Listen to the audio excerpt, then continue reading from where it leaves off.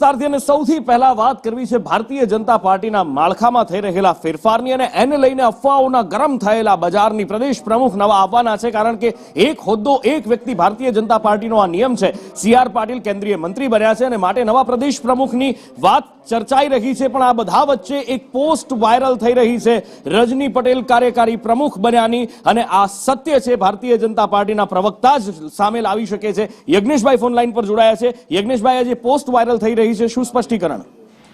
તુપુરભાઈ, જે પ્રમાણે આજે મીડિયાની અંદર ક્યાંક ને ક્યાંક કોઈ એટલે સોશિયલ મીડિયામાં ક્યાંક ને ક્યાંક કોઈ જગ્યાએ એવા સમાચાર વહેતા થયા કે કાર્યકારી અધ્યક્ષ તરીકે રજનીભાઈ પટેલને જવાબદારી સોંપાઈ, પરંતુ ભારતીય જનતા પાર્ટીની હાલની પરિસ્થિતિ જોવા જઈએ તો હાલ CR પાટીલ સાહેબ ભારતીય જનતા પાર્ટીના પ્રદેશ અધ્યક્ષ તરીકે તેઓ યથાવત છે અને કેન્દ્રીય મંત્રી તરીકે પણ તેઓ યથાવત છે, પરંતુ લોકતાંત્રિક પદ્ધતિથી ભારતીય જનતા પાર્ટીની ચૂંટણી પ્રક્રિયા ચાલી રહી છે અને પ્રક્રિયા પૂર્ણ થાય એનો હજી એક તબક્કો બાકી છે। જિલ્લા પ્રમુખોની વરણી થાય, ત્યારબાદ પ્રદેશ અધ્યક્ષની વરણી થાય, અને હાલ કોઈ કાર્યકારી પ્રમુખની એવી કોઈ વરણી કરવામાં આવી નથી કે એવી કોઈ જવાબદારી કોઈને સોંપવામાં આવી નથી। આ માત્ર ને માત્ર અફવા છે, એ અમે ભારતીય જનતા પાર્ટી તરફથી સ્પષ્ટ કરી રહ્યા છીએ।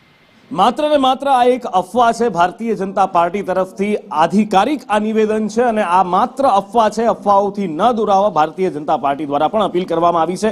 પ્રદેશ પ્રમુખ અત્યારે